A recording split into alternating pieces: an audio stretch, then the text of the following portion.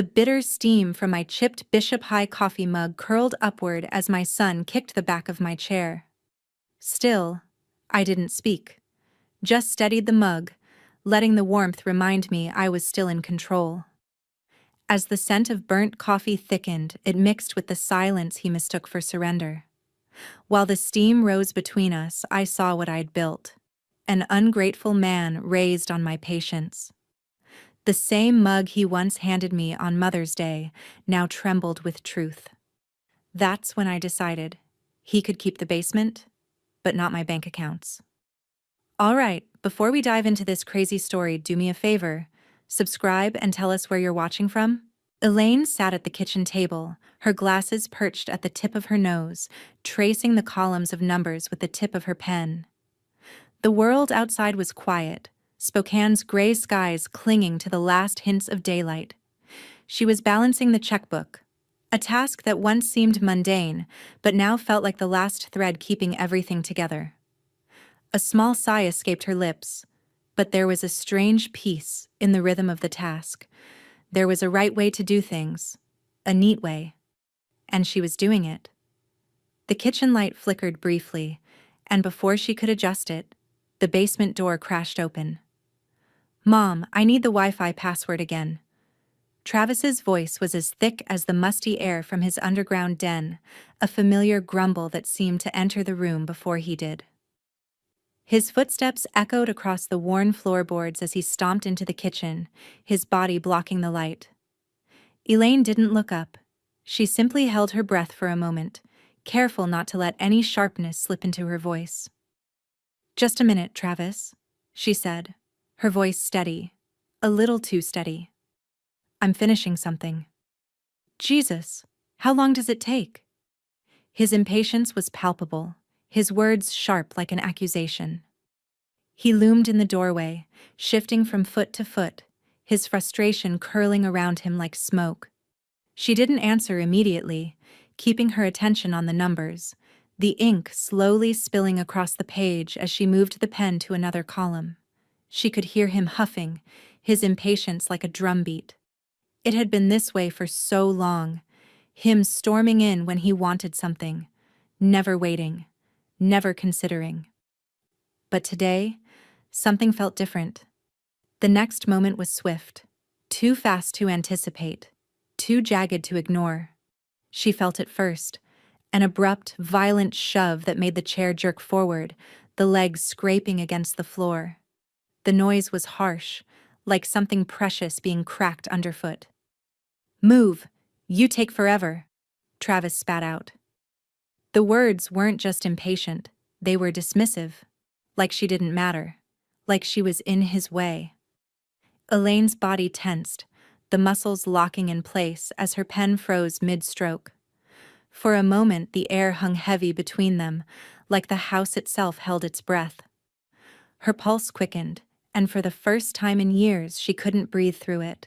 The calm that she prided herself on felt thin, fragile, like it could break apart at any moment. The chair rocked slightly, and then the silence stretched out longer than it should have. The space around her felt too big, too open, too empty. She didn't turn to face him. Not yet. But the moment stretched, the sting of his words settling in like a bruise. Tyler, still sitting at the kitchen table, watched it all unfold. He didn't say anything. He never did. Not anymore. His eyes flicked to his grandmother, who had long since stopped being just a passive observer, and then back to his father. A faint tremor in his fingers was the only sign that he was affected, but Tyler knew. He always knew. He had seen enough to understand that today wasn't like the days before. Elaine's fingers twitched. It wasn't rage that gripped her. It was something colder, more deliberate. The world outside was still as death, the sounds of the house muted. She didn't say a word. She didn't need to. She simply pushed the chair back with a controlled, almost practiced motion, her feet steady against the floor. Without looking at Travis, she stood up. The movements were slow, measured, like a person walking through a dream, but in her mind, every step was grounded. purposeful. There was no hesitation now, no second guessing, no calming breaths to take. Her gaze flicked briefly to the file cabinet across the room. The metal edge gleamed under the dim light. It seemed to call to her in that moment, a silent invitation. She didn't say a word. She just walked toward it. Travis's voice came again, this time louder, more demanding. "Mom!" he barked. "What the hell is wrong with you?" Elaine didn't look back. Her fingers brushed over the cool metal of the cabinet, finding the lock with ease. She had opened it 1,000 times before, but today, it was different. Today, every file, every page inside felt like a step closer to something irreversible. Her hand paused on the lock, and for the briefest moment she allowed herself to feel the weight of it, the weight of what she was about to do. It was not anger that made her heart beat faster, but something quieter, something far colder. Tyler didn't speak. He simply waited. Elaine slid the lock open. The sound of the metal shifting echoed in the room, louder than anything else. It was a sound that would carry, she knew. It would carry far beyond these walls, past the limits of the house, past the limits of what had been her life up until now. But she wasn't turning back. Not this time. Her fingers brushed the first file, and the decision crystallized in the stillness. Elaine didn't waste time with sentiment. The file cabinet slid open with a quiet squeal, the weight of it hanging in the air. She flipped through the first few documents, her fingers brushing against the edges of papers that were no longer just paperwork, but the tools of a battle she never wanted to fight. But here it was, right in front of her, and there was no backing down now. The joint checking account, something she had opened years ago when Travis had lost his job. Help him restart, she'd told herself at the time. She had believed it would be temporary, that this would be the last time she had to help him get back on his feet.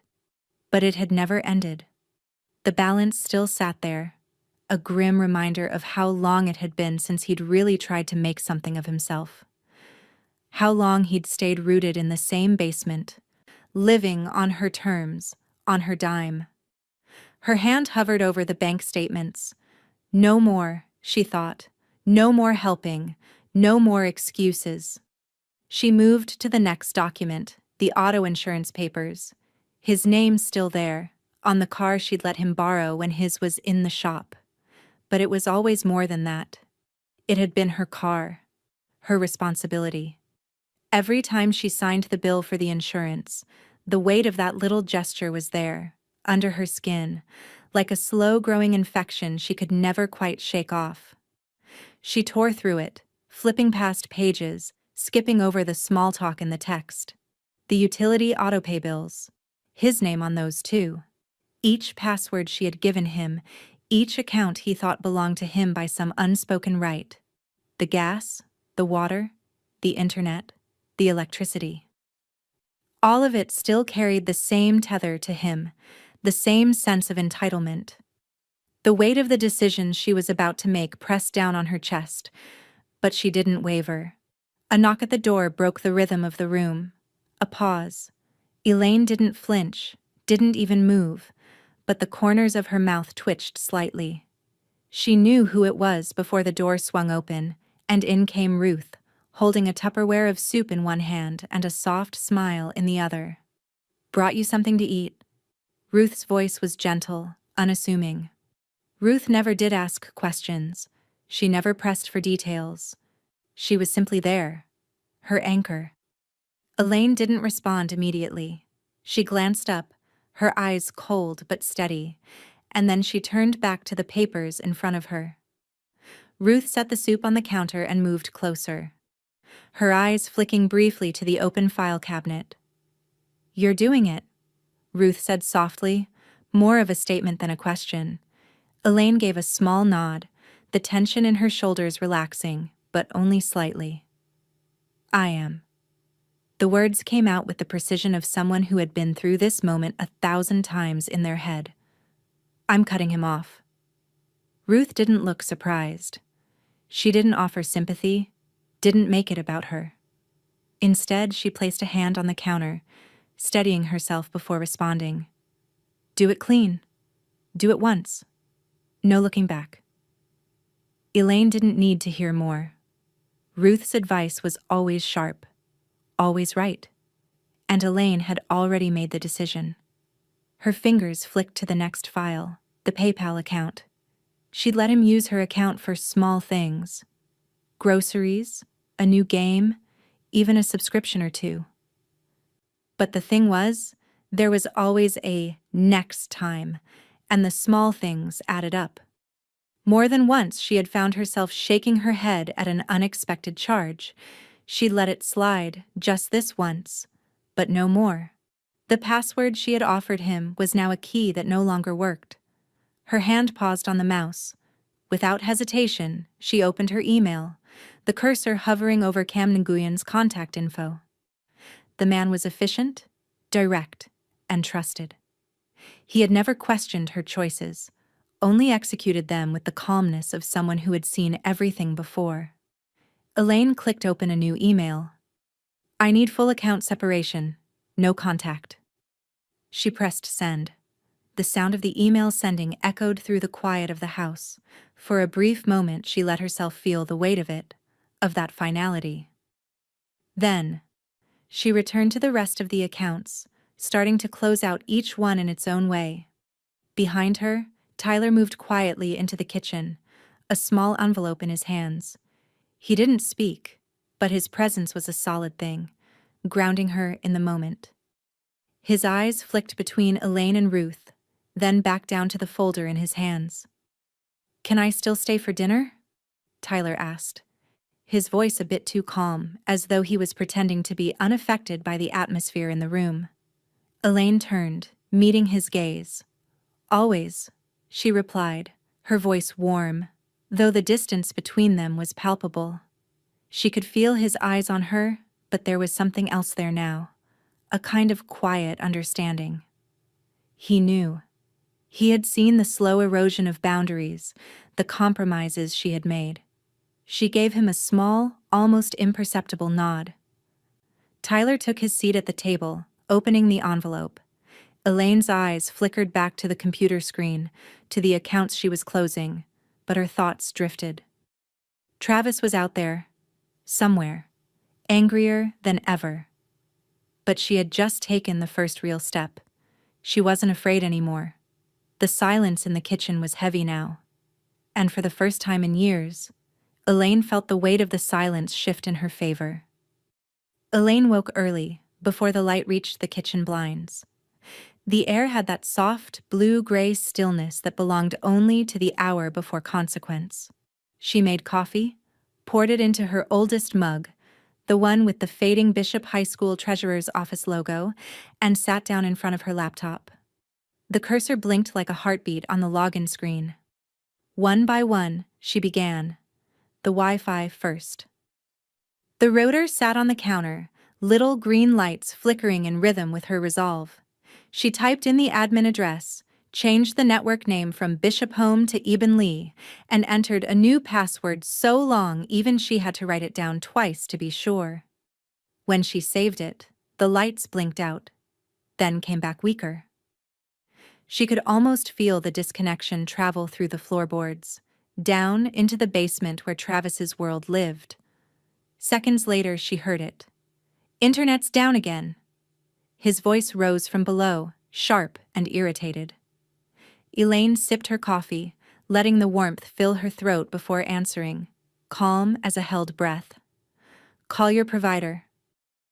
There was a pause, then a heavy footstep, a muttered curse, and the slam of his basement door. She turned back to the laptop. The streaming accounts were next: Netflix, Hulu, Prime. Each one held traces of him, his profile pictures, his endless watch lists of action movies and reality shows, his saved passwords stored under her email. She deleted his profiles one by one. No ceremony, no second thoughts. The page refreshed to show a single name, Elaine.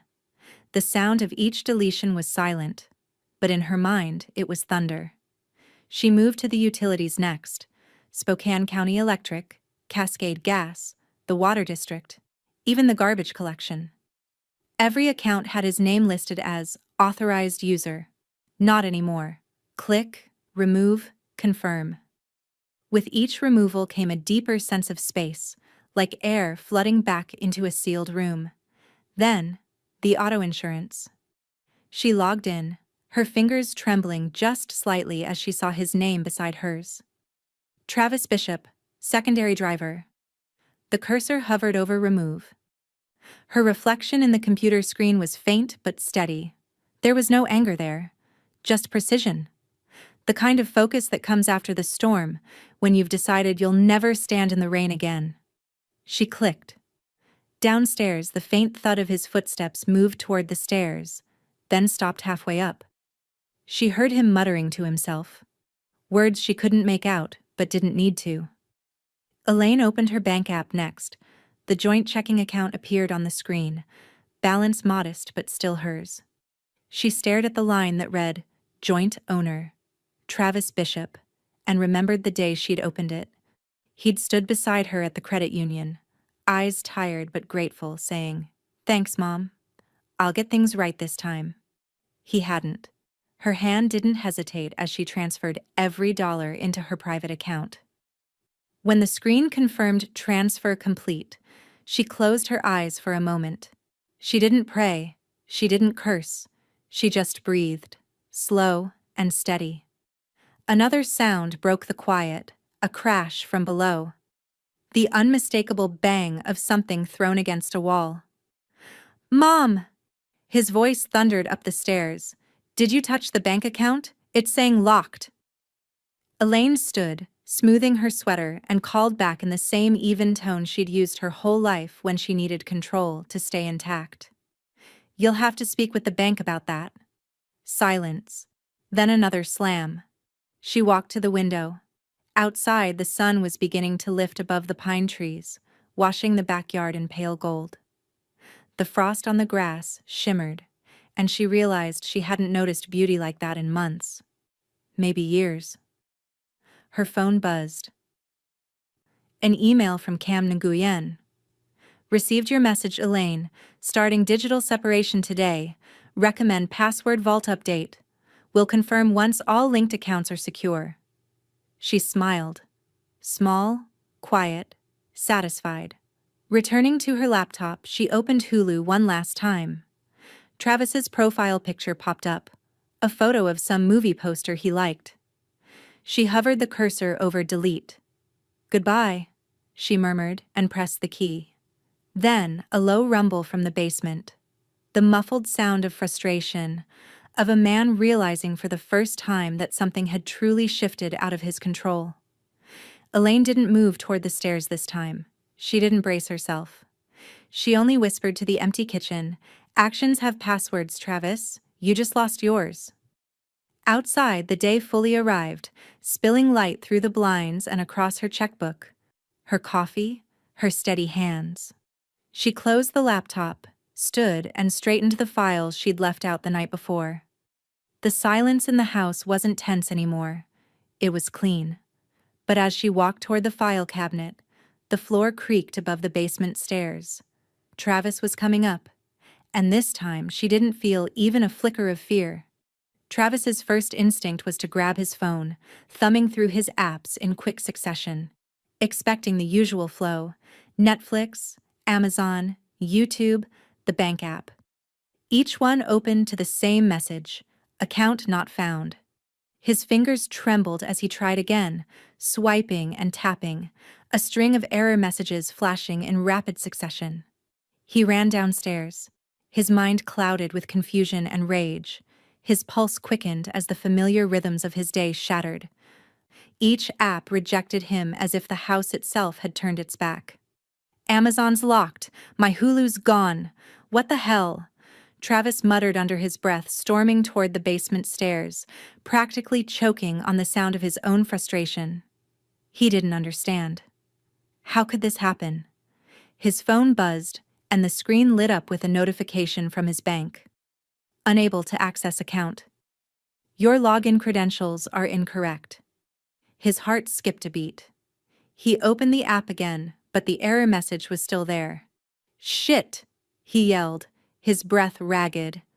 He slammed his fist against the railing. She did something.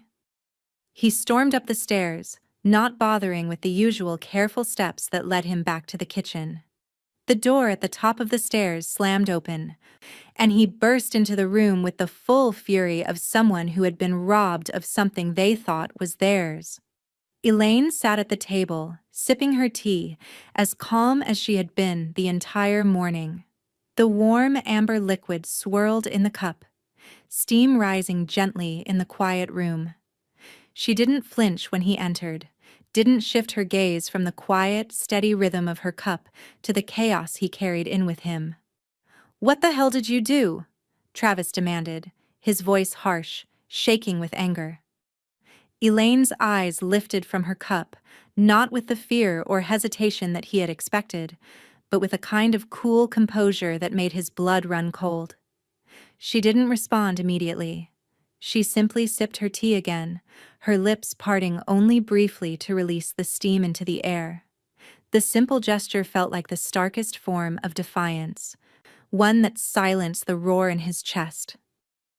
"I moved," she said, her voice low but precise. Travis stared at her, unable to process her calmness.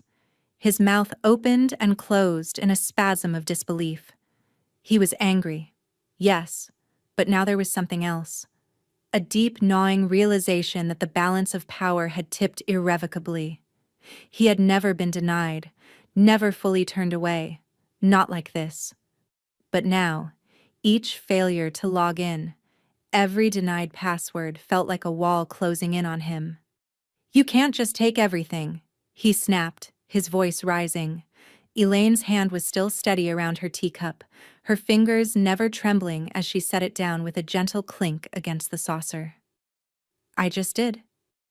He stared at her, his face flushed with fury, but beneath the anger was an edge of panic that he couldn't shake. For the first time, he felt small in this space he had once called his own. "Don't you dare try to play the victim now," he spat, his voice dripping with venom. "You're just vindictive." Elaine raised her hand, silencing him. The movement wasn't sharp, but it was enough to stop him in his tracks.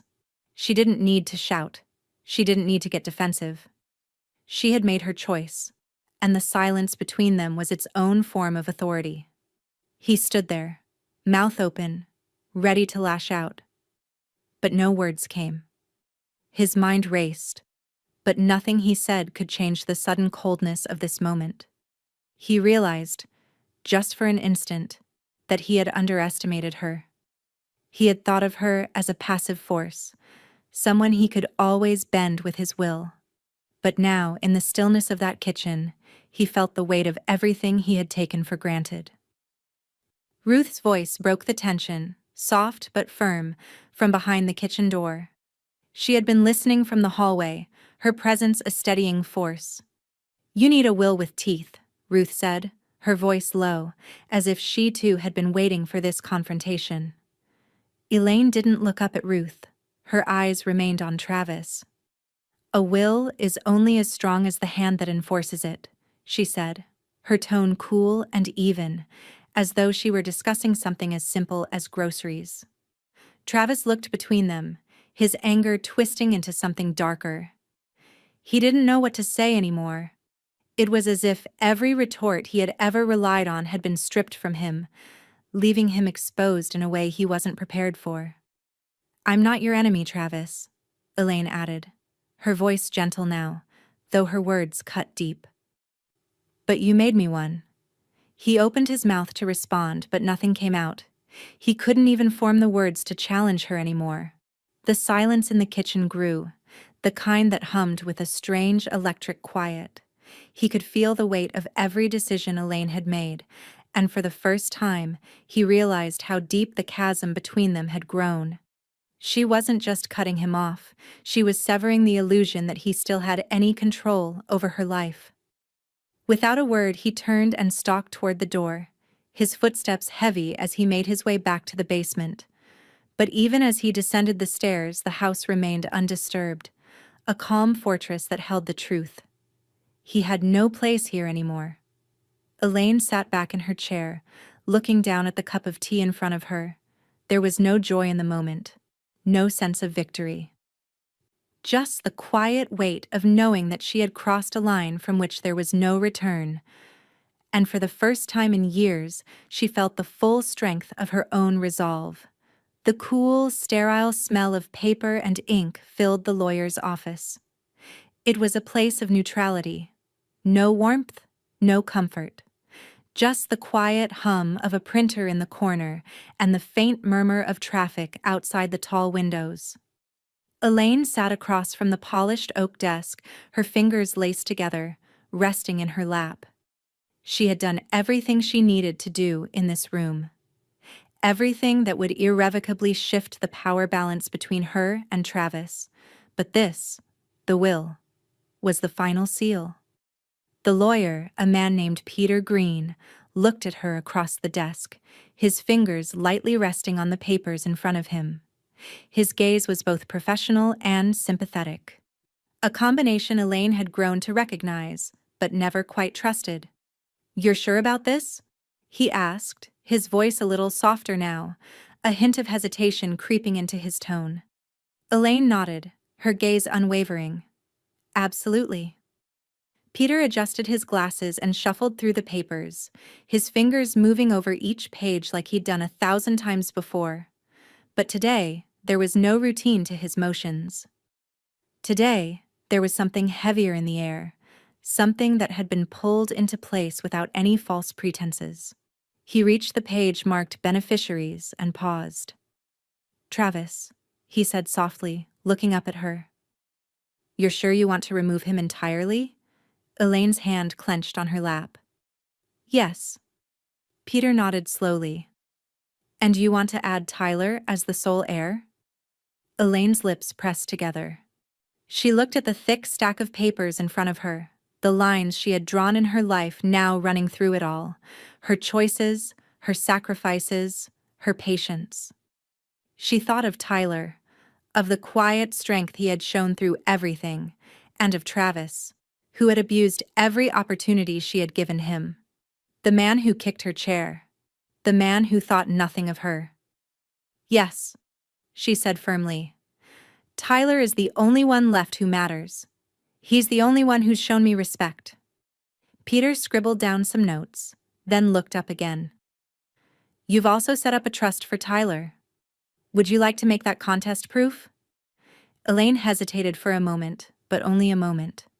Her eyes flicked to Ruth, standing at the window, arms crossed but with a quiet fire in her gaze. Ruth had been with her through every decision, every quiet resolution, standing by her side when the world seemed like it was crumbling. "I want it earthquake-proof," Elaine said softly, the words rolling out with a cold finality. Peter smiled slightly, but it was a smile that held no real warmth, just acknowledgement of the strength she was wielding. "Understood." He went back to the papers, finalizing the last details. Elaine could hear the faint ticking of a clock somewhere in the office.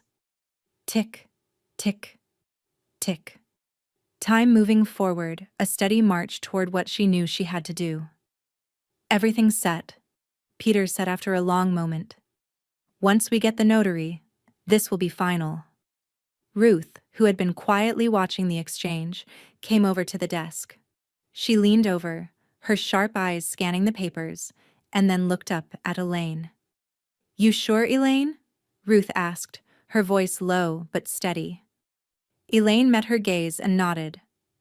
"I've never been more sure of anything." Ruth smiled, a small, tight smile. "Good. Then let's make it official." Elaine stood up, her body feeling lighter than it had in days. Ruth followed her, and together they moved to the side of the desk where the notary was waiting. The man, a neutral presence who had said little since they arrived, stamped the first page, then signed his name. The sound of the stamp echoed in the room, sharp and final. Elaine's hand trembled just slightly as she took the pen in her fingers. She hovered over the line for just a second, her eyes focused on the words she was about to write. The words that would end Travis's connection to her. Then, with a steady hand, she signed. It was over. The papers slid across the desk to the notary, and as the man stamped the final page, Elaine felt a weight lift from her chest. A decision that had been long in the making. A boundary that had taken years to establish but was now unmistakable. She turned to Ruth, her voice steady as she spoke. It's done. Ruth's smile deepened, but there was no joy in it. You've got no more ties to him, Elaine. It's your life now. Live it. Elaine nodded, the finality of the words sinking in, grounding her. She glanced at the papers one last time. It felt like she had been holding her breath through the entire process, waiting for this moment to arrive. But now that it had, she felt no rush, no fear. Just a calm understanding that she had done what was necessary. As the notary handed her the final signed page, she carefully folded it into her folder. Her life was her own again. Travis had no claim to it anymore. Ruth patted her shoulder. Now, let's make sure nothing else comes crawling back. Elaine didn't respond right away. Her mind was still on the paper, still on the decision she had made. The world outside the office window seemed a little brighter, the streets a little clearer. There was no more room for him, no more place for Travis in her life. And then, as she stood by the door, ready to leave this chapter of her life behind, the thought crossed her mind. What would Travis do next? But she quickly dismissed it. She had already moved. There was nothing left to fear. Elaine sat in the driver's seat of her car, the engine idling softly as the cool morning air filtered in through the cracked window. The sun had just begun to rise, casting a golden light over the trees lining the highway. Spokane, with its quiet streets and sleepy neighborhoods, seemed untouched by the weight of the decisions she had made. But inside her car, behind the wheel, it was different. The world felt vast, stretching out before her with the heavy certainty of what was to come. Her hands gripped the steering wheel, fingers pressed firmly against the leather. Her knuckles just beginning to show the first signs of tension. She had already made her peace with the changes she'd set in motion. Today was the day she would officially sever any remaining tie to Travis. No chance for any final desperate claim to her life. No more decisions to be made. No more emergencies to manage. As she drove toward the county courthouse, the radio hummed softly in the background, an old song she remembered from years ago. The notes were comforting, but they felt like they belonged to a life that was slowly slipping away. The old, familiar Elaine, the one who had tried, again and again, to make things right with Travis, was gone.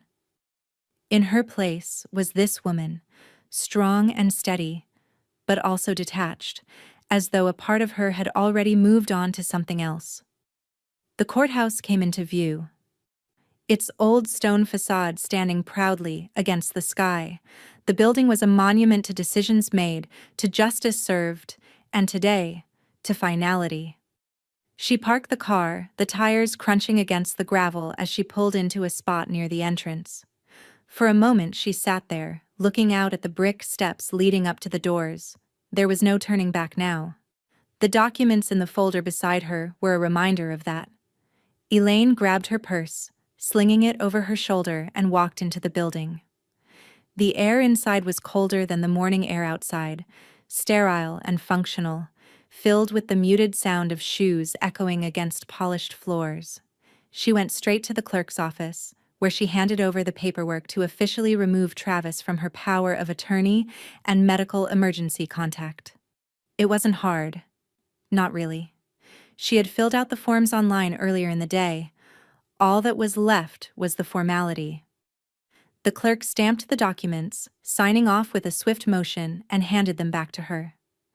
The last of Travis's ability to act on her behalf, to make decisions for her if she were incapacitated, was now null and void. But Elaine wasn't done yet. As the papers slid across the counter, she filled out the second set of forms, naming Ruth and Cam as her emergency alternates. She thought of the two of them, Ruth with her unwavering fierceness and Cam with his quiet competence. Both had become her pillars in this journey, supporting her in ways she hadn't realized she needed. She walked out of the clerk's office, holding the completed papers, the weight of them no heavier than a simple step forward. The courthouse doors opened in front of her, and she breathed in the cool air, feeling the slight pressure release from her chest. The task was done. One last thing taken care of. Cam was waiting for her outside, leaning against the stone wall, a folder in his hands. When he saw her approach, he straightened, offering a nod of acknowledgement.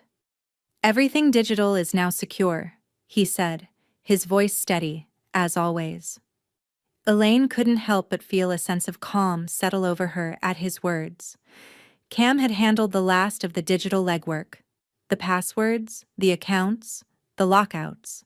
She was free of any connection to Travis. The thought was oddly soothing. The life she had built, for better or worse, was now hers again. Completely. She gave him a small, appreciative smile. "Thank you." He nodded, not one for sentimental words. But his eyes reflected something deeper. Acknowledgement of the hard road she had walked to get here. Elaine turned back toward her car, the weight of the folder in her hand now feeling light, almost effortless. She opened the door, slid inside, and closed it with purpose. The moment felt final, complete. No more obligations, no more attempts to fix what couldn't be fixed. She started the engine, feeling the familiar rumble of the car beneath her. The streets in front of her stretched out, empty and open. It was as though the world had been waiting for this moment to clear, for her to finally step into something new. For the first time in years, she felt unburdened. She wasn't waiting for anything anymore. No calls, no messages, no emergencies. As she drove, the road ahead opened up. She passed the familiar landmarks, the grocery store, the park, the cafe she'd visited so many times before. Each place felt like it belonged to someone else now. There was nothing tying her to it. She was free.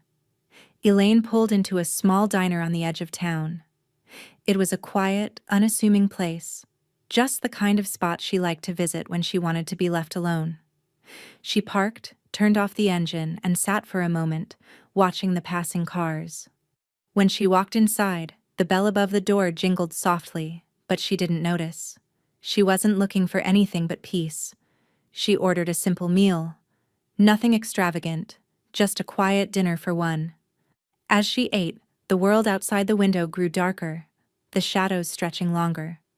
But inside, everything was calm, steady, and hers. She paid the bill, left a generous tip, and stepped back outside. The cold night air greeted her, a final reminder that everything had changed. As she drove home, the thought lingered in the back of her mind. What would Travis do now? But it was a fleeting thought. She had already moved. There was nothing left to fear. Elaine stood in the kitchen, her fingers tracing the rim of her coffee mug. The silence in the room, a rare gift she hadn't felt in what seemed like forever. The day was slipping into evening, and outside, the soft hum of the neighborhood was like a distant murmur. She had thought about Travis all day. What was he doing? Had he tried to reach out?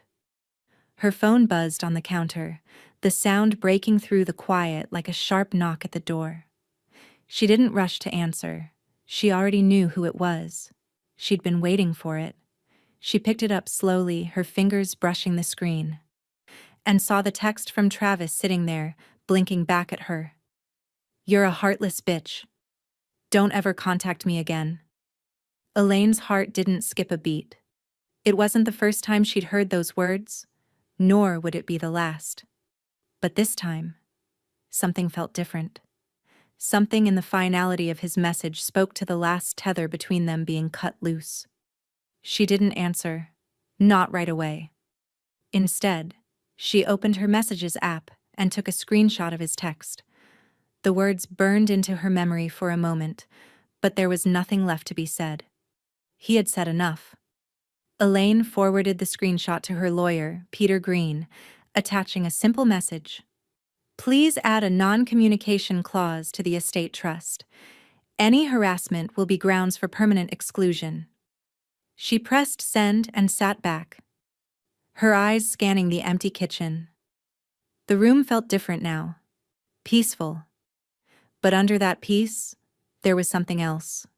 A quiet satisfaction, an understanding that the storm had passed, that nothing could get through anymore. She set the phone down and looked out the window, her thoughts drifting to the life she had just secured for herself and for Tyler. He had been with her through everything, her unspoken ally, watching silently as she fought battles that had stretched on for years. A knock at the door pulled her from her reverie. She didn't need to check the peephole to know who it was. She opened the door and there stood Tyler, his face just shy of a smile, holding an envelope in his hands. He had been unusually quiet today, as though a weight had settled on him too, as though he, too, could feel the shift in the air. He handed her the envelope.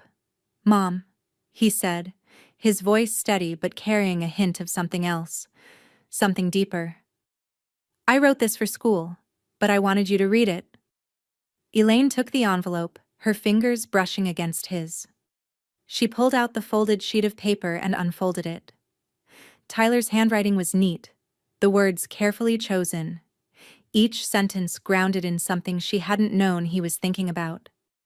She scanned the opening lines, her throat tightening as she read. "Who protects me?" The essay was a reflection, a quiet declaration of how Tyler had seen the world around him, the tension between her and Travis, the uncertainty that had hung over their lives for so long, and the way Tyler had witnessed her fight for herself, for him, in the quietest but most powerful of ways. The last line stopped her cold. "I protect myself, but I know my mom has always protected me, and I trust that she always will." Elaine held the paper for a moment, the words sinking in. Tyler had always been there, watching, understanding, even when she thought he wasn't. He had been her anchor, even in the moments when she didn't realize it. She set the paper down on the table, her eyes locking with his. He didn't speak, but there was an understanding between them. Something unspoken, but undeniable. Tyler had always known. He had always seen the strength beneath the surface, the way she fought for him even when it seemed like everything was falling apart. Elaine stepped forward, pulling him into a quiet hug. His arms wrapped around her, and for a moment, everything was still. It wasn't perfect, but it was real. This was their life now, solid, unyielding, and free from the weight of Travis's presence. As they pulled apart, the doorbell rang again. Elaine didn't have to ask who it was. She already knew. Ruth. Ruth's voice carried through the door, muffled but still sharp. "Do you want me to help install a doorbell cam?" Her tone was light, almost teasing, but there was a clear edge to it, a quiet warning. Elaine smiled softly to herself. She picked up the phone and texted Ruth a simple response. "Yes, and change the locks while you're at it." A sense of finality hung in the air now. This time, it was real. This time, there was nothing left for Travis to control. Nothing left for him to claim. As she looked back at Tyler, she felt a strange sense of calm wash over her. The doorbell rang again, and this time, she was ready.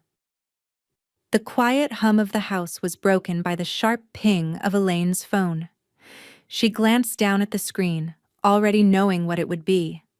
A post from Travis plastered across social media, dripping with his characteristic venom.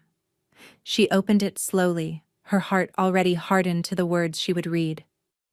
"My own mom locked me out. No loyalty anymore." Her fingers hovered over the phone, the screen before her almost mocking in its simplicity. The words were his usual, a desperate attempt to elicit sympathy, to paint her as the villain. The implication was clear. She had wronged him, turned against him in his moment of need, as if his needs had ever been more important than her own survival. Elaine set the phone down on the kitchen counter, not responding, not engaging. The weight of his words no longer carried the power they once had.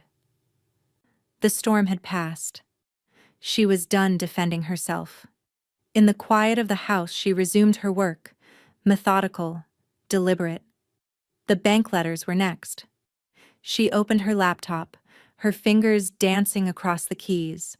With each email she sent, confirming the changes to her accounts, a layer of tension lifted from her chest. There was no room for Travis in her financial world anymore, no longer any justification for the access she had once given him. Each letter was composed with the precision of a surgeon's scalpel. The HOA, the utilities, the insurance. She sent them all the same message. She had severed the ties that had bound her to him, and now she was making sure the paper trail was just as final. The silence between her and Travis would only deepen from here. She knew it. She had planned for it. Tyler came into the kitchen, his footsteps soft on the floorboards. He didn't say anything at first, simply watching her as she clicked through her emails. He seemed different now, quieter in the way he moved through the house, as if he too could feel the shift in the air. "Mom," Tyler finally spoke, his voice steady but carrying a weight. "Why don't you defend yourself? Why don't you just tell people the truth?" Elaine paused, her hand stilling on the keyboard as she met his gaze. The question had been building for a while, she could tell. It wasn't just about the post, but about everything. About the weight of her silence. The quiet strength she had maintained when it would have been so easy to argue, to fight back. She sighed, leaning back in her chair, the chair creaking beneath her. For a moment she let herself feel the full weight of the question. "Because," she said quietly, her voice colder than she had intended, "I'm not arguing with someone I already erased." Tyler didn't respond at first, his gaze thoughtful as he processed her words. He understood. He always understood. But there was something else in his eyes, something that told her he wasn't entirely certain if the erasure had been the right choice. She knew he worried about the permanence of it all, about the finality that came with cutting someone off completely. Elaine's fingers resumed their movement on the keyboard, her eyes flicking to the next email in her inbox. A freeze on any co-signed credit attempts. She'd been waiting for this moment too, making sure that the last vestiges of Travis's entitlement were snuffed out completely. Her mind didn't linger on the actions she had taken. They were necessary, and they were done. But there was a part of her that couldn't help but wonder if Travis would ever understand, if he would ever come to see that his actions had put him beyond reach. As the email sent, Ruth's voice filtered in through the open window, soft but insistent. "Elaine, I filed the fraud alert," she called from the yard, her form silhouetted against the fading sunlight. She was standing by the mailbox, making sure that no other loose ends remained. Elaine didn't say anything at first, but when Ruth entered the kitchen a moment later, her face lit with that quiet satisfaction Elaine had come to rely on. She nodded. "Good. I don't want him doing anything stupid." Ruth paused for a moment, leaning against the doorframe with a sigh. "He'll try, but it won't matter. He's been erased." Elaine smiled softly, the weight of the truth hanging between them. It wasn't about vengeance. It wasn't about punishment. It was simply about closing a door that should have been locked years ago. Travis had made his choices, and now he had no place in her world. He never would again. Tyler moved toward the table, a hesitant step forward as he handed her a small envelope. "Mom, this came for you today," he said. The envelope was plain, no return address, just a simple weight in her hands. Elaine opened it carefully, her heart still and steady. Inside was a piece of paper, folded neatly. Her eyes scanned it quickly, and for a moment, everything else in the room fell away. It was a letter, handwritten in a familiar, slanted script. Elaine, I know what you've done. You think you're better than me, but you'll see. I'm coming for what's mine. Elaine's eyes narrowed as she read the last few lines. The words were dark, threatening, a last-ditch attempt to claw his way back into her life. She could feel the anger rising again, the surge of adrenaline. But then, it faded. She wasn't afraid anymore. She folded the letter in half, her movements slow but decisive. She dropped it into the trash, her gaze meeting Tyler's. There was nothing to say. Nothing left to prove. For the first time in a long while, Elaine felt the world finally shift into place. She had erased Travis, and now, she was free. Elaine sat across from Molly at their usual cafe, the quiet clink of cups and soft chatter around them forming a backdrop to the tension that hung between them. The table was small, the kind where the proximity made it hard to pretend you weren't part of each other's lives. She'd asked Molly to meet, but she didn't expect the comfort of old times. There was no warmth here anymore, just the sharp reality of the choices she'd made and the life she was now living. Molly stirred her coffee, her eyes downcast, avoiding the direct gaze that Elaine had grown used to. She hadn't seen her ex-sister-in-law in a while, maybe months. And even then, their conversations had been fleeting, surface-level things that barely skimmed the depth of everything that had happened. But today, there was no avoiding it. Today, Elaine had something to show her. "You said you wanted to talk," Molly said, her voice quiet, as though unsure of what to expect. She glanced up from her cup, her eyes flicking to the small, inconspicuous tablet Elaine had placed on the table between them. Elaine didn't respond at first. She just tapped the screen, the familiar hum of the security camera footage beginning to play. The clip was brief, just a few seconds, but it spoke volumes. There was Travis, standing in the kitchen, his face flushed with impatience, his hand lifting to kick the back of Elaine's chair. The clip caught it all. The sudden, sharp motion, the violence of the gesture, and the look in his eyes as he said, "Move. You take forever." Elaine let the footage play, the silence between her and Molly thick with unspoken words. She watched Molly's face as the scene unfolded, her lips pressing together, her fingers gripping her mug so tightly that her knuckles whitened. When the clip ended, Molly set the coffee down with a deliberate slowness, her gaze fixed on the table, avoiding Elaine's. "He said it was an accident," Molly finally said, her voice tight, like she wasn't sure if she could believe the words coming out of her own mouth. Elaine didn't blink. She didn't flinch. She just set her own mug down, the warmth from the coffee dissipating in the cool air around them. "Accidents don't require passwords," she said, her tone flat, devoid of the anger that could have followed the words. The words hit the table like a stone, their weight undeniable. Molly didn't meet her eyes. Instead, she stared down at her coffee, her lips pressed into a thin line. The years of strained relationships, the history of broken promises. It was all there between them, unspoken, unacknowledged. But today there was no room for silence. Elaine leaned forward, her fingers curling around the edge of the tablet. "I'm done pretending that what he did doesn't matter, that it's not who he is."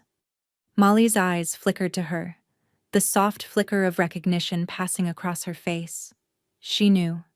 They both knew. Travis had always been a taker, always looking for someone to lean on. But now, the reality was inescapable. Elaine had cut him out. There would be no more chances, no more excuses. Elaine pushed the folder she'd been carrying across the table to Molly. It was thin, the edges sharp and crisp, like the finality of the actions inside. She slid it toward Molly, and with a hesitant glance, Molly opened it. Inside was the new estate document. Her will. The one that removed Travis entirely and left everything to Tyler. Molly's gaze lingered on the page, her fingers brushing across the legal jargon with a hesitant reverence. Her voice, when it came, was small. "You've really done it. You've erased him." Elaine watched her, the silence stretching between them. Molly was the one person who might have understood, who might have seen the old patterns before Elaine had ever fully recognized them. And still, there was the faint trace of doubt in her voice. Of worry for Tyler, for the fallout, for the things that could never be undone. "I don't blame you," Molly added, almost to herself. "But I just worry about Tyler." Elaine shifted in her seat, her gaze hardening slightly as she spoke. "Tyler will be fine. He's stronger than you think. And he's seen what I've done. He understands."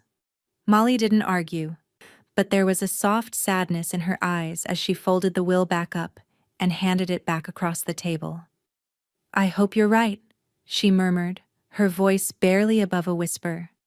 The room felt smaller then, the quiet between them heavy with the weight of years. There was no coming back from this. Elaine knew it, and Molly knew it too. Elaine sat back, her fingers resting lightly on the edge of the table. She didn't feel a rush of vindication or a need to explain herself. She wasn't looking for forgiveness, or even for understanding. She had made her decision long ago, and now it was final.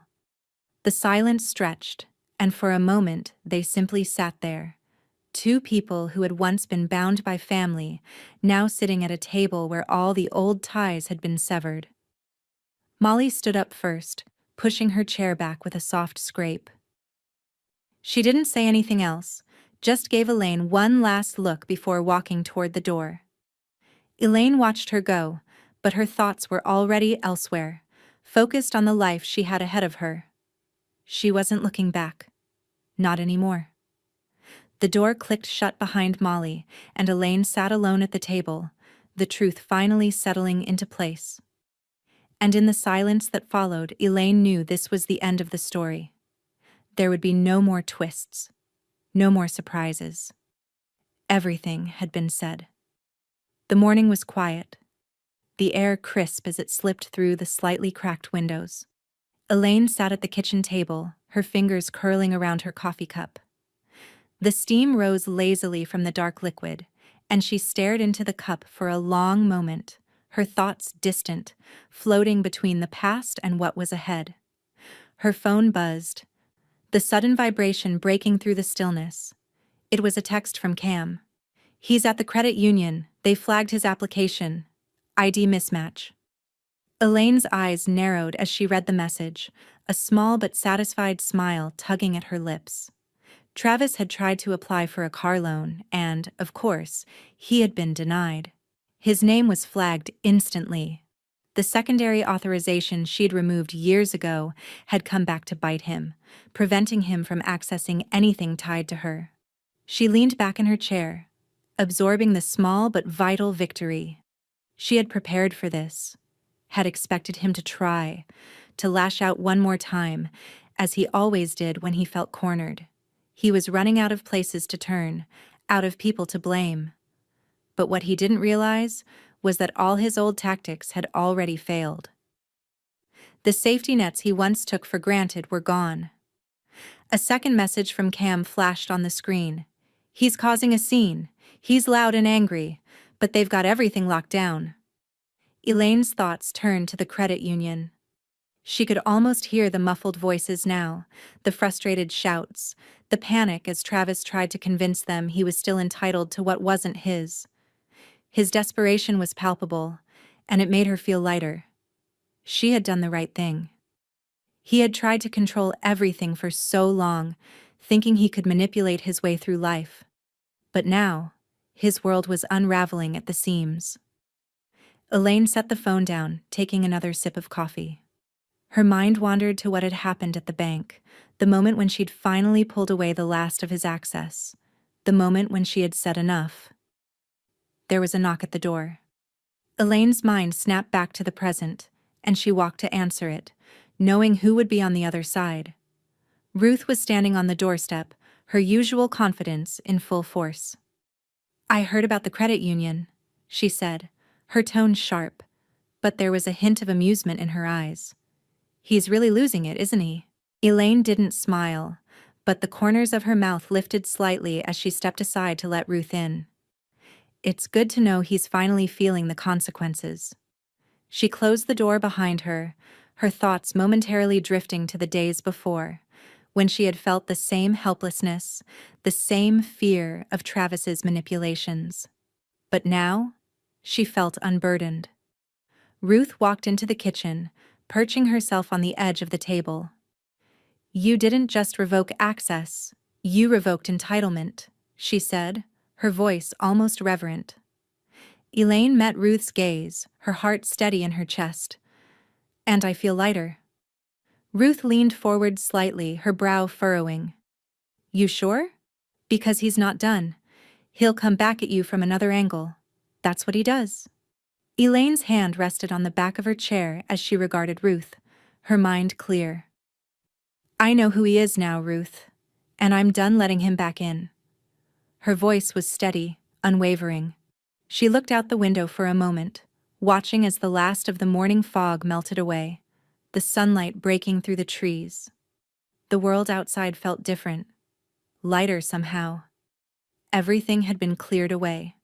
No more traps. No more games. "Did Cam say anything else?" Ruth asked, snapping Elaine out of her thoughts. "Just that he made the right call." Elaine's lips curved slightly as she glanced over at Ruth. "It's over. For good."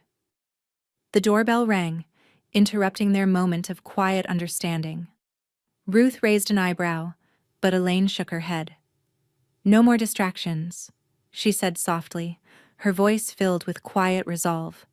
But as she reached for the door handle, she felt a flicker of something, a nagging doubt. Perhaps. But it was gone before she could fully process it. Travis was out of her life now. Completely. She opened the door to find a letter waiting for her, a thick envelope with no return address.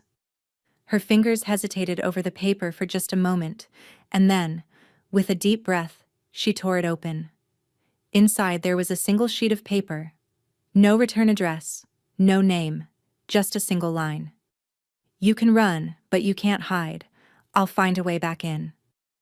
Elaine felt the old, familiar flicker of tension that had plagued her for so long, but it was different now. She wasn't afraid. There were no more ways back in. Ruth, watching from the kitchen, gave a short laugh, as if to herself. "He really doesn't get it, does he?" Elaine folded the letter, dropping it into the trash. He never did. And with that, the last of his presence faded away, leaving nothing behind but a life that was finally, her own. Elaine woke with a start, her pulse racing, the remnants of a dream fading like smoke. The first thing she noticed was the silence. The house was still, but the air felt different, heavier, like something had shifted in the night. She sat up slowly, feeling the weight of the room settle around her, and that's when she saw it. The file cabinet door was slightly ajar. Her heart skipped a beat. She didn't need to check every drawer, didn't need to see the scattered papers to know that something wasn't right. The organized chaos she had built, the neatly stacked files that had been her fortress for so long, was disturbed. Her thoughts flashed to the envelope she'd received the day before. Travis's threats, the way his presence had lingered, even in his absence. She had been so sure he was out of her life, completely erased. But now, in the dim light of morning, the reality settled in. He had crossed a line she'd never let him near before. Elaine stood up, her feet barely making a sound on the hardwood floor, and moved toward the file cabinet. As she opened the drawer, her stomach twisted. Everything was out of order, as if someone had rifled through it all, looking for something. A cold knot formed in her chest as she flipped through the papers. Then Tyler's voice, soft but unmistakable, broke through her thoughts. I'm sorry, Mom. Elaine froze mid-motion, her hand still gripping the file folder. She turned slowly to see Tyler standing in the doorway, his face pale, his eyes wide with the kind of guilt that always hit too late. What is it, Tyler? Her voice was calm, but she could feel the tension winding through her, like a string ready to snap. He swallowed, his eyes not meeting hers. He was looking for your bank stuff, he said, his voice cracking slightly. I thought he'd left for good, but when I woke up this morning, I found him. He was in the office. Elaine's breath caught in her throat. Her eyes flicked to the scattered papers again, the realization sinking in. Travis had been there. He had come back. And now, he had overstepped every boundary she had set.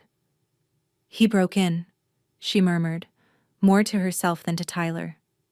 I thought I was safe. Tyler's voice trembled. I didn't know what to do. He said he was just looking for his stuff, but I knew it wasn't right.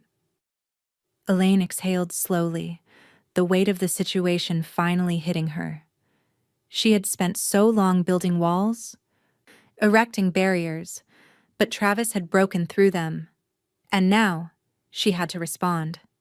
This wasn't a fight she could let slide. You did the right thing by telling me, she said, her voice steady despite the fury building inside her. Now, we make sure he never gets close to us again. She grabbed her phone from the counter and dialed the police, the words coming automatically, already formulated in her mind. As she explained what had happened, how Travis had come back into her life, violated the sanctity of her home, and attempted to interfere with her financial security, she could feel the cold sweep through her body. She was no longer just protecting herself, she was protecting Tyler. The officer on the other end listened patiently, asking the usual questions about location and the nature of the incident. Then, after a long pause, he said, Do you want to file a restraining order? Elaine didn't hesitate. Yes. And I want it to stick. Her fingers tightened around the phone as the words left her mouth. There was no more room for ambiguity. No more room for Travis to sneak back into her life and twist his way into her world. The officer confirmed the details, and after a few more minutes, the call ended. Elaine stood still for a moment, the phone pressed against her ear, the room heavy with silence. Tyler was still standing in the doorway watching her, but there was a quiet sense of relief in his eyes now. The truth was out. They were both free, or at least on the path to it. Elaine walked over to the kitchen counter, picked up her coffee cup, and took a slow sip. The warm liquid was a small comfort in the storm of thoughts racing through her mind. She had done everything she could to protect them, but now, it wasn't just about locking doors and cutting ties. It was about ensuring that Travis would never again have the power to turn their lives upside down. I'm going to handle this, she said quietly, her voice thick with determination. We won't have to worry about him anymore. There was a knock at the door, firm and insistent. Elaine looked at Tyler, who nodded, his expression calm but resolute. She walked to the door and opened it to find Ruth standing there, a package in her hands. Without a word, Ruth stepped inside, her eyes immediately scanning the room. She didn't need to ask. She had seen the look on Elaine's face. Ruth knew what had happened. "You've filed the report?" Ruth asked, her voice low but firm. Elaine nodded, then handed her the phone. He crossed a line. We're not letting him back in. Not ever. Ruth took the phone from her, already dialing another number as she spoke. I'll handle the paperwork. I'll make sure the restraining order is filed and enforceable. Elaine turned back to Tyler, who was watching them both with a quiet sense of understanding. She could see the tension easing in his shoulders, the weight lifting slowly, piece by piece. In that moment, Elaine realized that the last vestige of Travis's hold on her was finally slipping away, and this time she wasn't just closing doors. She was locking them. Permanently. There was no going back. Elaine sat in the courtroom, the quiet murmur of voices around her a distant hum. The walls were imposing, cold, and formal, but there was a sense of peace in the structure now. Peace she hadn't felt in years. The weight of the past was finally being lifted off her shoulders. She looked down at the legal papers in front of her, the petition for the no-contact order she'd filed just days before. The ink was still fresh, the terms clear and irrevocable. 500 feet from me. No entry to my property. No digital interference. The words were a shield, and she was about to see them fully enforced. The court had granted her request without hesitation. The judge had read the terms, nodded, and signed the order with barely a pause. The decision had been swift, as though everyone in the room had been waiting for this moment as much as she had. A low voice broke through her thoughts. "It's done, Elaine. It's real now." She looked up to see Ruth standing beside her, a folder in hand, her face soft but resolute. The gravity of the moment hung between them. This was no longer a warning, no longer just a promise. This was a legally binding reality. Travis was officially cut off. No longer a part of her life, no longer a part of anything. Ruth's words, though simple, carried the weight of everything Elaine had fought for. It was done. There was no going back. Elaine stood up from the chair, her legs stiff from the long wait. She reached for her purse, her fingers trembling slightly as she touched the handles. The air around her felt suddenly warmer, lighter. Even the dim lighting in the courtroom seemed less oppressive. As they walked toward the exit, the door swung open, revealing a man in a dark suit waiting in the hallway. He looked up as they approached. A brief nod passed between him and Ruth. This was no stranger. Ruth's cousin, a retired sheriff, who had been assigned to deliver the final blow. The papers had already been processed, but the serving was still a significant act. Travis would receive this order in person, with the force of authority backing it up. There would be no mistaking the finality of it. No second chances, no apologies. "He'll be served today," Ruth said softly, her eyes meeting Elaine's. "And once it's done, it's over." Elaine's throat tightened, but she didn't respond. She knew it was over. She had known for weeks now, since the moment she'd made the decision to cut Travis out completely. But the fact that it was now reality, that the last thread between them had been severed by the legal system, struck her in a way she hadn't expected. She glanced down at the papers Ruth had handed her. The restraining order was a weighty thing. But it wasn't the only document that needed attention. As they walked out of the building, Elaine's phone buzzed. A message from Cam. "I've added 2-factor authentication to every account, every door, every window. Nothing left to chance." Elaine smiled slightly, the words reassuring her in a way nothing else could. She had taken every precaution, every detail had been covered. Travis couldn't get to her anymore, not physically, not digitally. The walls she had built were complete. The fortress was impenetrable. She paused for a moment, looking out at the parking lot where the sun was beginning to dip lower in the sky, casting long shadows across the concrete. The weight of what she had done settled fully onto her. It wasn't just that she had removed Travis from her life, she had erased him from her world.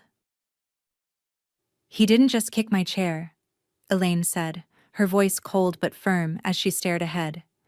"He declared himself bigger than my life, bigger than my decisions, bigger than Tyler and me." Ruth didn't respond immediately, but Elaine could feel her steady gaze. Ruth knew. She had seen the transformation, had witnessed the pain, and now the relief. She had watched Elaine reclaim her life, piece by piece. "He's not," Tyler said from behind them, his voice quiet but filled with certainty. He had been walking just a few paces behind, his expression a calm reflection of everything they had just fought for. There was no hesitation in his words, no doubt.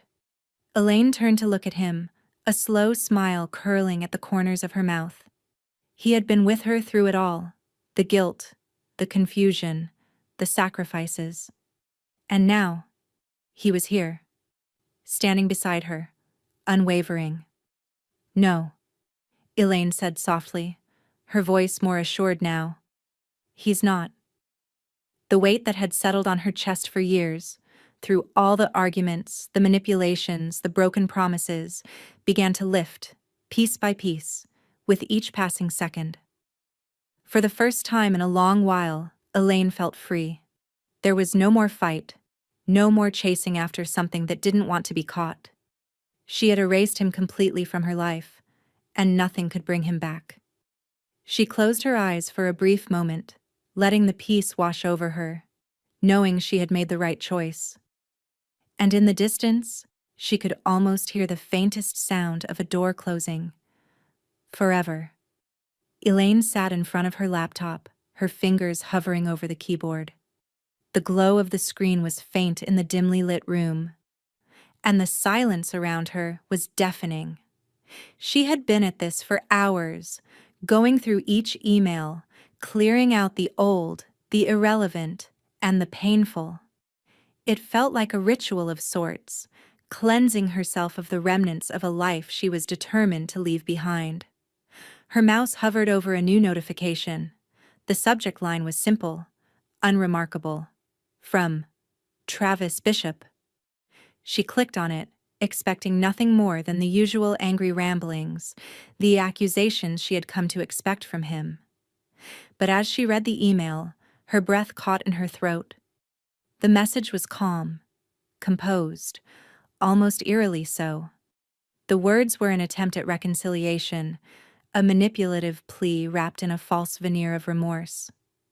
It was a message designed to weaken her resolve, to make her doubt the strength of the walls she had built. "Elaine, I've thought about everything. I know I've messed up, but I'm ready to make things right. I'm asking for a chance, for you to let me back into your life. You know I need you, and you know Tyler does too. Please, let's fix this." Elaine stared at the words for a long moment, a deep breath rising in her chest.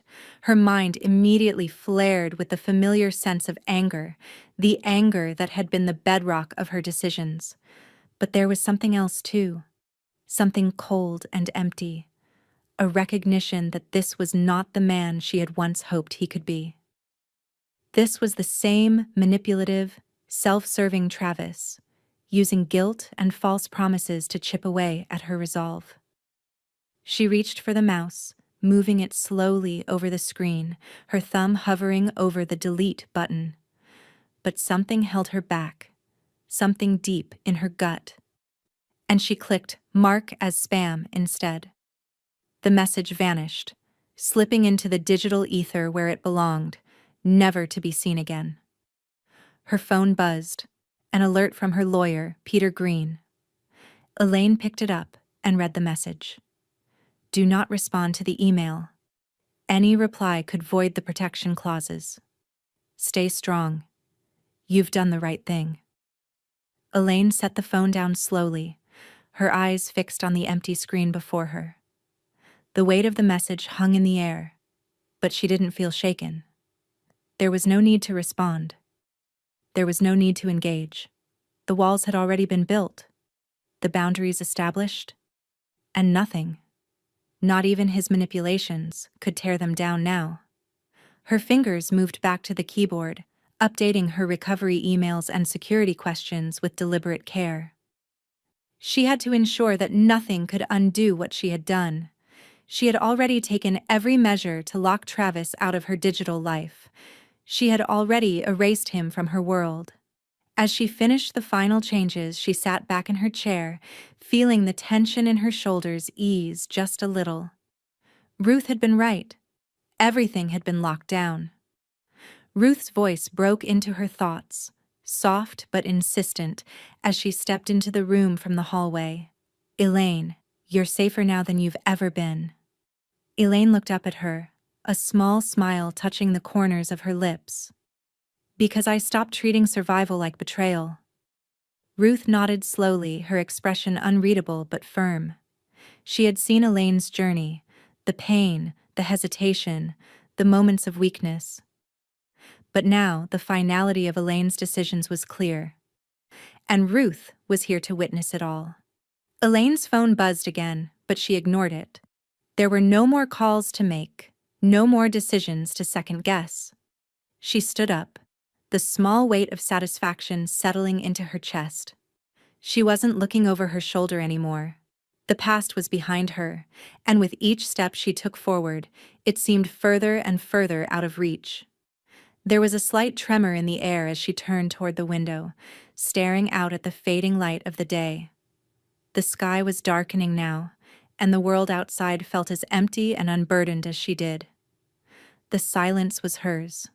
The doorbell rang, slicing through the quiet, and she froze. Elaine glanced at Ruth, who raised an eyebrow in silent question.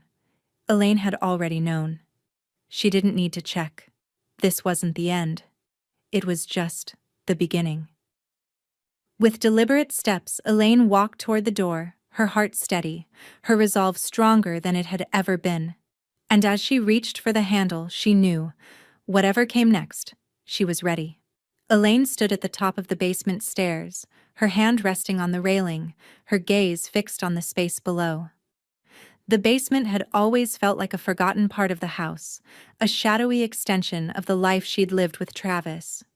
It had once been his domain, a place where he sprawled and took what he wanted, making himself comfortable in her home, on her terms, without ever considering the toll it took on her.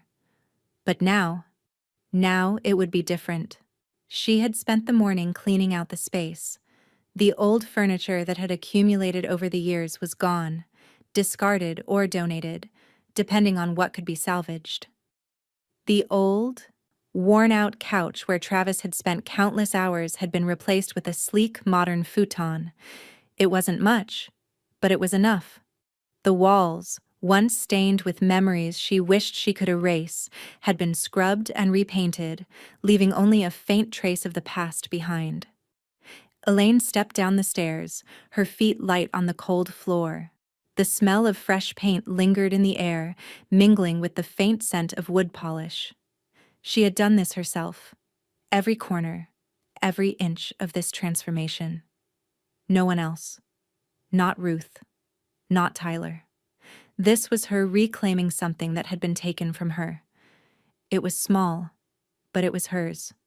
She stood in the middle of the room, taking in the space, her eyes resting on the fresh coat of cream-colored paint on the walls. She could still see the scuff marks where Travis's chair had once scraped against the surface, where his impatience and anger had left an imprint. She walked over to that spot, her fingers tracing the place where the chair had once hit, and she smiled faintly. There was a satisfaction in the act of covering it up, in the gesture of erasing something permanent from the past. She reached for the small tin of touch-up paint she'd left on the floor and began to cover the marks, her movements deliberate, almost meditative. With each stroke, the room began to feel lighter, freer, as if the weight of the past was being scrubbed away, layer by layer. When the wall was done, she stepped back, inspecting the work. There was a smoothness to the paint now, a clean finish. She stepped toward the opposite side of the room where a small plaque sat on a shelf, waiting to be hung. The words were simple, but they held a deep significance. Respect lives here. Elaine took the plaque in her hands, her fingers brushing over the engraving. She had chosen the words carefully, knowing that this was more than just a physical space. This was a declaration of what she was willing to accept in her life. Respect was no longer optional. It was a condition, a boundary. She nailed the plaque to the wall with a soft tap, stepping back to admire her work. The room was now a quiet reflection of everything she had rebuilt, not just in this space, but in herself. It was Tyler's room now, a guest studio just for him, a space where no one could invade, no one could take. It was his place of safety. The doorbell rang, a familiar sound breaking her thoughts. Elaine paused, her hand on the doorframe, before she made her way to the front door.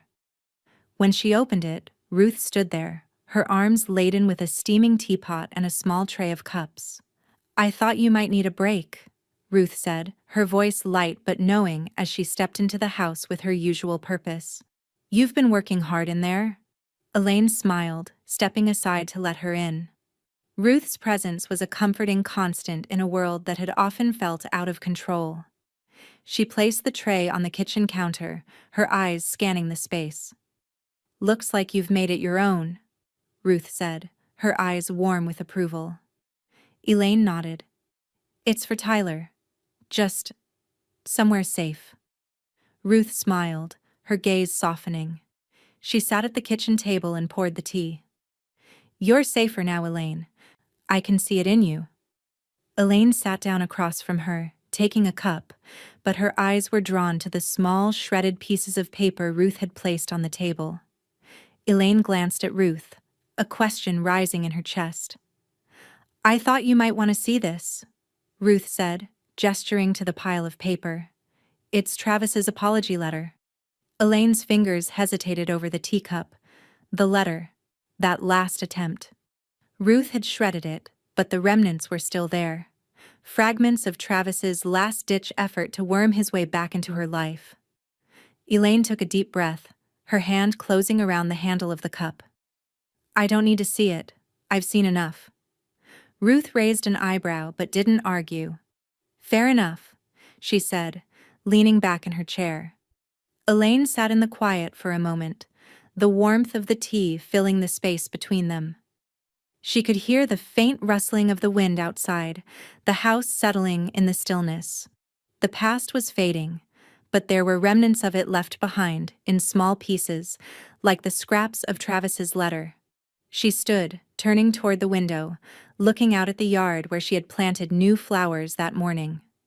The sun was low in the sky now, casting a soft glow over the delicate blooms.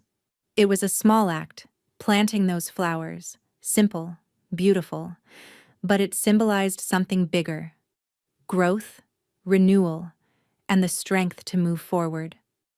She walked outside, taking in the sight of the flowers. The soil was fresh, and the vibrant colors stood in stark contrast to the gray walls of the house, a reminder that something good could still take root, even after the hardest seasons. Ruth stepped beside her, her voice soft but certain. "Nothing that kicks stays rooted." Elaine smiled, her heart lighter than it had been in years. She stood there, feeling the warmth of the sun on her face, knowing that Tyler was safe, that the space she had carved out for herself was just the beginning. There was still a long way to go, but now, for the first time in a long while, she felt like she could breathe. Tyler came outside then, standing beside her, his hands in his pockets. He glanced over at her, his face serious but soft. "Thanks for not giving up on me." Elaine met his gaze, her heart swelling with a love she could hardly put into words. "I never will." They stood together, looking out at the garden, the soft breeze moving through the flowers. The world felt bigger somehow, as if they were standing on the edge of something new, something full of possibility. And as Elaine looked at Tyler, she knew there was nothing, not a single thing, that could ever take this from them again. Elaine walked through her house with slow, measured steps, each room a quiet testament to what she had fought for. The walls, once filled with the weight of memories, some painful, some suffocating, now felt open, alive with the promise of what was to come. Her feet moved silently across the hardwood floors, and for the first time in years, she felt the house around her like it was hers again, completely and unequivocally. The kitchen, once a battleground of quiet resentment, now felt like a sanctuary. The sink gleamed under the soft light, the countertops free of clutter. She moved through each space as if reacquainting herself with her surroundings. The living room, the hallway, Tyler's new guest studio, all of it now seemed more hers, not defined by Travis's presence, not defined by the ghosts of their life together. But the true cleansing had taken place elsewhere. Elaine paused at the kitchen table, where her laptop sat open. She had done everything she could to sever the connection, blocked, deleted, removed. But there was one last thing to confirm. She sat down, fingers dancing lightly across the keys, checking each account with precision. The online banking, the shared utilities, the streaming services, the credit accounts. She scanned them all, making sure there were no traces of Travis left. No lingering footprints from a past that no longer had any claim over her. Every detail had been locked down, every password updated. No access remained. Her phone buzzed beside her, and she picked it up to read a message from Cam. Digital revocation complete, no backdoors. He can't get to you now. Elaine smiled, the weight of the words sinking in. The walls she had built weren't just physical. They were digital, too. Everything had been secured, every exit covered. She was safe now. Not just from the physical presence of Travis, but from every lingering trace of him in her life. She stood up and moved to the kettle, filling it with water before setting it on the stove to heat. The warmth of the kitchen was comforting, but it was more than that. It was a signal. A sign that she was finally at peace in her own home. As she waited for the water to boil, Elaine picked up her journal from the counter. It was something she hadn't written in for months, but the pages were filled with the story of her life, her fears, her hopes, the decisions that had shaped her, and the moments when she'd chosen to take back control. She opened it to a blank page and began to write. The words came easily now, like they had always been there, just waiting for her to acknowledge them. He underestimated how much I remembered. He overestimated how much I'd forgive. The kettle whistled softly and she stood, pouring the steaming water into a mug. She sipped it slowly, the warmth of the tea settling in her chest. And as she did, a quiet peace washed over her.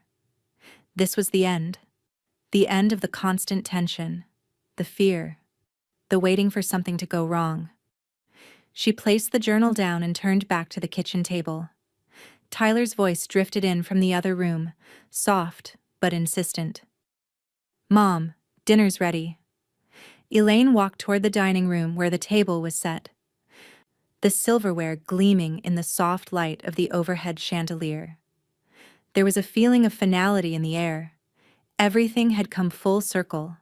The last of Travis's influence was gone, and the future ahead of her was hers to shape. She sat down at the table, Tyler across from her, his usual quiet smile in place, but something more in his eyes now. A quiet understanding of everything she had done for him, for them both. Ruth entered the room just as they were about to begin. She raised her glass in a small but meaningful toast. "To closure with clean passwords," she said, her voice full of a dry humor that had been hard-earned over the years. Elaine raised her glass in return, feeling the weight of the words sink into her bones. It wasn't just about security. Not anymore. It was about the finality of it all. The truth had been spoken. The lines drawn, and nothing, not even Travis, could cross them now. Tyler smiled at the exchange, the silent promise between them, that this was the beginning of something new. A life without fear, without manipulation, without the constant need to guard against someone who should never have been allowed so close. Elaine set her glass down, her gaze meeting Tyler's across the table. His eyes were steady, a quiet strength she had seen growing in him over the past few weeks. She felt the weight of all that she had done, of all that she had rebuilt. And it filled her with something she hadn't felt in a long time: relief. The final line of the day came, like a declaration. My son kicked my chair and said, "Move." So I moved his access from every account. The words were simple, but they held the gravity of everything she had reclaimed. And as they sat together, eating dinner, the house quiet around them, Elaine knew that no matter what came next, she was finally free. For good.